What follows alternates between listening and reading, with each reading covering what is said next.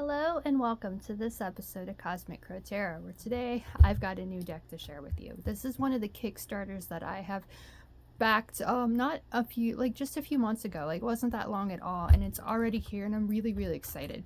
There are two things that I really enjoy, like the entertainment world and the pop culture and all that, and that's RuPaul's Drag Race, which if you've ever seen me do anything with the Lovers card of the tarot, you know I always use that quote, if you can't love yourself, how in the hell do you expect to love somebody else? Yes, that is at the end of every single American version of RuPaul's Drag Race. And then there's another thing that I love as well, and that is the work of Tim Burton.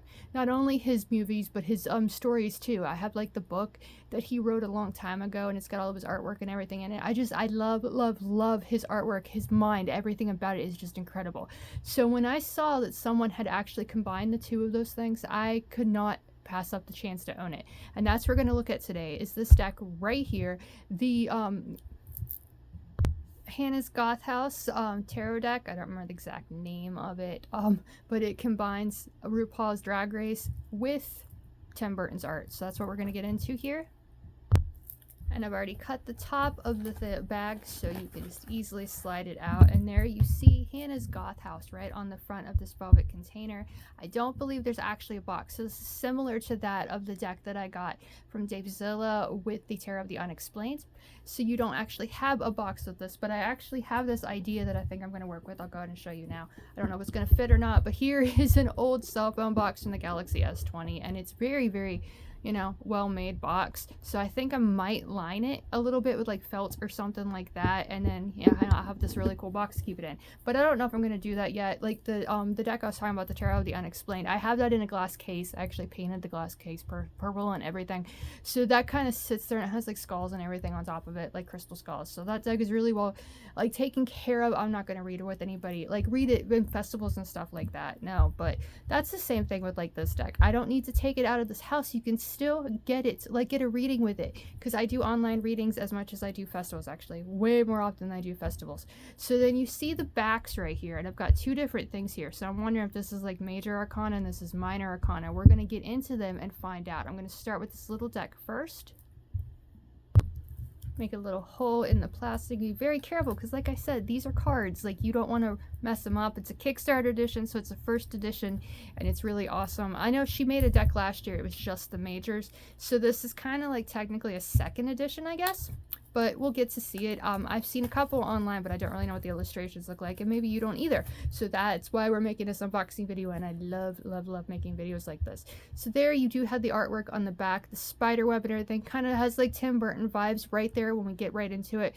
And it doesn't matter which way you turn it, it's still upright or reverse. It's going to read very well. I'm going to set these aside for a moment. I'm going to flip this over, and there, you want to learn the meaning to each tarot card. You've got the QR code right there to figure out who all these people are. We're going to start right here with the Fool. So this is the major arcana. You see very much creepy, fantastic, wonderful, the things that I love the most. And you see the Fool right there.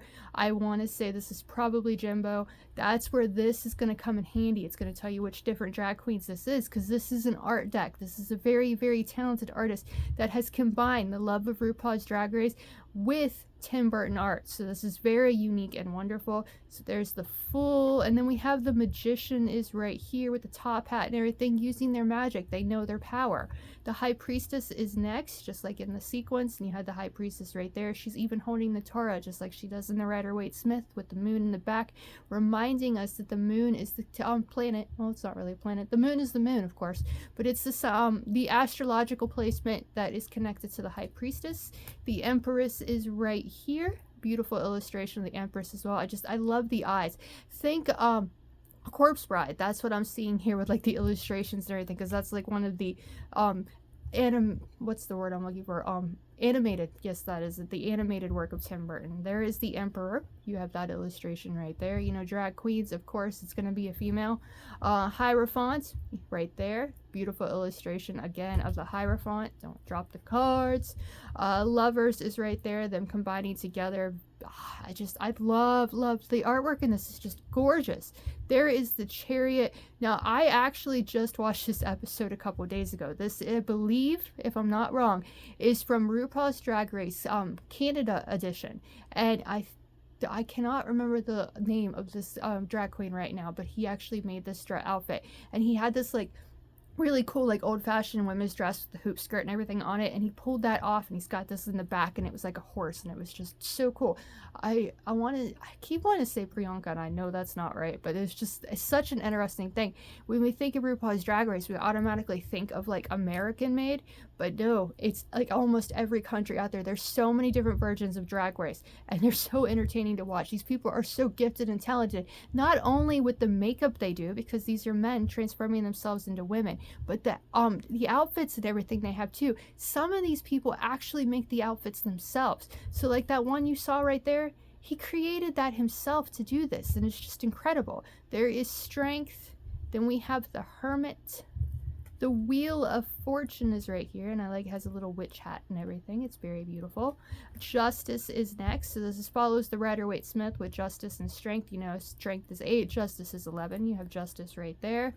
Then you have the Hanged One, which again, Hanged Man is what we usually see, but it's awesome. It's all-inclusive. It's Hanged One. Death is next. Love that hair and everything of that card. It's beautiful. Temperance follows Death in the sequence. Then we have the Devil. I'm looking at the cards myself, and I just realized I wasn't doing like thinking about it of the video. The Tower is next, and you see kind of swinging there. They're not collapsing necessarily, and this is a really empowering version of the Tower. Because yeah, the Tower is on fire, but it's like I'm along for the ride. I'm gonna learn what I can so I can rebuild a better tower than I had before. The Star is next, and we have that illustration right there, because the Star is the hope after the tower collapse. Then the Moon, of course, a beautiful illustration again. The Sun is right here.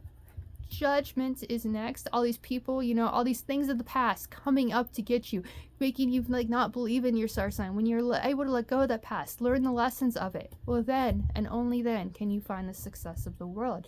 So that is the major arcana in this deck. And like I said, I thought this, so this is obviously what it is. The minor arcana is separate right there, but we are going to combine these two decks obviously, so we have a full deck and we can do a reading with it.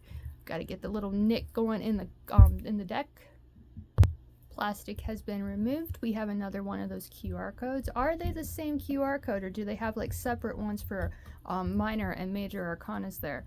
They do look, if you see them side by side, they look slightly different other than like black and white. So I think they actually are different. You might want to keep them separated maybe, because one might be major and one might be minor. But I'd say, like, you know, if you scan it and it goes to one and it's not the one you want, obviously you can scan the other one. Here we have the minor arcana. We're going to start right there with the Ace of Wands. We have that illustration right there. Then the Two of Wands, and you got the wands there, the wand, and then the wand that you've made the choice about. You know, this is the should I stay or should I go card, and that wand is on fire. That's the one you like the best. And then the next illustration, oh, this one just reminds me of Dawn the drag queen. Like, definitely looks like her. I don't know if it is or not. Again, this is where the guidebooks are going to come in handy. But she's got that same wand, that same fire. And she's got these two too, because she remembers the passion she had before. So awesome illustration there. I love the flames. The flames look so real. Seriously, Hannah, if you're watching this, I am absolutely in love with your deck. You are so incredibly talented. And to combine such two, rather opposite kind of energies and making something new with them, it's just fantastic. Because here we have the strong foundation created by those passions. So we've got two wands on fire right there. Beautiful. Five of Wands, you know, many things, many not necessarily distractions, but other people's opinions, immaturity and stuff like that, fighting with our own. So you kind of get that energy with this card right here with all the different wands that are on fire. So a lot of different distractions and things going on. The Six of Wands is next, and we have that one right there. Angina. I want to guess that this is Angina. It very much looks like her. You've got that one wand, that one victory, because you put all those other ones at rest for the time being. And so you got that illustration right there. Then we have the Seven of Wands, you know, embracing your power, standing up for what you believe in, and defending what you're passionate about is right here. The Eight of Wands, you know, you've your wands of going out, you found that success with them. You know, time is moving quickly, it feels like. It's got that illustration. And then the 9 of Wands, feeling the need to defend those passions and always looking over our shoulders. That illustration right there. And of course, the 10 of Wands. And she does not look overwhelmed at all, does she? So again, beautiful illustration. Then of course, the Court of the Suit of Fire and Passion with the Page. The Knight. The Queen of Wands, the Witch of the Tarot. And the King of Wands right there. And then we get to the Suit of Cups, emotional fulfillment and happiness. Beautiful illustration again. I mean, all of these illustrations are awesome. Who am I kidding? So you get the Ace of Cups right there. Then the 2 of Cups, Sugar and Spice, the drag queens of, I think it's season 15 of RuPaul's Drag Race right here. Then the 3 of Cups right here. And then followed by the 4 of Cups, the boredom card. She doesn't look that bored, does she? She's got the 3 cups back here. It's like, oh, this brought me joy before. Now I have this new cup that can bring me joy. So she's kind of got the right idea. Don't focus on the boredom. Focus on what can fill your cup up next. So got that illustration. The 5 of Cups, the crying over spilled milk, as I call it. No matter how much you might want to get back that past, you can't. You have to focus on what remains. So you've got that illustration right there. The 6 of Cups, the card of nostalgia. You have that illustration. I want to say this is plasma. I know if I had, like, I should get my computer out and do this while I'm doing that so I could scan those cards and QR codes and everything so we know exactly who these are. But like Plasma, she was the like housewife kind of drag queen from, I think it was season 15 too. So beautiful illustration of that. Then the 7 of Cups, the card of choices. You have that illustration as well. The 8 of Cups, leaving behind what no longer emotionally satisfies us so we can find success with what does. You've got that illustration again. Beautiful. 9 of Cups, the wish card of the tarot, and like, might as well make the wish. I wish I could do makeup as well as these people can. It's just incredible. Beautiful illustration. 10 of Cups, the happy family card, and she's by herself. She's got that dress and everything, and it reminds us that our happy family is whoever we feel comfortable with. If we're happy in our own skin, if we love who we are, then, you know, we've got that happy family within us. Beautiful illustration. Here's the Page of Cups. The Knight of Cups. Ooh, dark and creepy. I love that. Queen of Cups. We've got that illustration right here. And, of course, the King of Cups. And you've got that one right there. Next up is the Sword Suit, which means we're going to have the Pentacles, or maybe we call it something else in this deck. We're going to find out. Ace of Swords is right there. Followed by the 2 of Swords. You've got that illustration. The 3 of Swords, the heartbreak and betrayal card. You've got the tears and everything there, and the stabbing of the hearts. So what can you create from your pain? This is one of the most empowering cards of the tarot when you can see it like that. Yes, you might have dealt with heartbreak, you might have dealt with betrayal, you might have dealt with pain, but you can create something better with it when you clear your mind of that sadness and you start thinking logically. So beautiful illustration there. 4 of Swords, you know, after that pain of heartbreak, you need to take that time to rest and reflect so you can decide what it is you want to do next. Beautiful illustration again. 5 of Swords follows the 4 of Swords. So in the story in my head, that's taking that time to rest and reflect so you can stop feeling like the victor and begin seeing yourself, or stop feeling like the victim and see yourself as the victor. You've got that illustration there as well, and she's kind of doing that. She's taking back her power, taking back the blood that she spilled for this other person that has broken her heart. She felt like a victim, but no, she's finding that confidence to feel like a victor in her life now. So again, beautiful illustration. I love the red and everything. It's like, take back your power, follow your passion, clear your mind so you can change your life for the better. 6 of Swords, leaving behind the stress and finding a time of peace and harmony is next. And, you know, once you see yourself as that victor, then you can start finding that time of peace and harmony. 7 of Swords is next, the Thief card of the tarot. She's stolen those most likely, because this is the Thief card of the tarot. Beautiful illustration again, kind of dark, but just all of these just remind me so much of Tim Burton. I love it. 8 of Swords, feeling like a prisoner to our own minds, definitely a card that I relate to a lot. You know, I'm my own prisoner sometimes in my own mind. I'm my own doubt and anxiety and everything. You probably can relate to that at times too. 8 of Swords, again, you know, that 8 is success and wealth, that's strength or justice, depending on the deck we're asking. So if we can find that strength to free ourselves from that prison of our mind, who knows what success lies ahead of us. So we've got that illustration right there. We have the 9 of Swords. I bet that's Jimbo. Yes, Jimbo. Crazy, crazy Jimbo. If you watch RuPaul's Drag Race, you definitely know who Jimbo is. So he definitely, she, they, whoever, definitely don't let their pain and anxiety keep them from achieving their goals. They have fun and just clown around, and that's part of life, is just being comfortable in our own skin and having fun. 10 of Swords. Well, that's definitely a creepy card, but it's beautiful nonetheless. And again, Tim Burton style. Drag queens. Who, if you love those two, why wouldn't you love this deck? It's awesome. Page of Swords is next. We have that illustration right there. Then the Knight of Swords. Got the nice little corset right there, just squeezing that waist in. So really interesting illustration and beautiful. Queen of Swords is next. Then, of course, the King of Swords is right here. And then we get to the Pentacle suit. Now this is definitely Dawn. You can tell from the outfit and everything, it's very much season, was that maybe the newest season? I don't know, they all get stumbled together because I've watched every single American season. I've watched a few of the British, I've watched the Canada versus the world, the Britain versus the world, like all of it. I love RuPaul's Drag Race. So that illustration is awesome right there. And then we have the 2 of Pentacles, and I remember this outfit too, but I can't just off the top of my head remember exactly who it is. The 3 of Pentacles is next, and they've got 2 heads there, but the main head is right in the middle, so very cool illustration right there. The 4 of Pentacles is right here. I think that might be the season 2 winner of Canada's Drag Race right there. I cannot remember their name right now either. I'm sorry about that. Again, this is why we have the QR codes to figure out who these people are. So beautiful illustration of that one as well. The 5 of Pentacles, we have that illustration. The 6 of Pentacles, Willow Pill.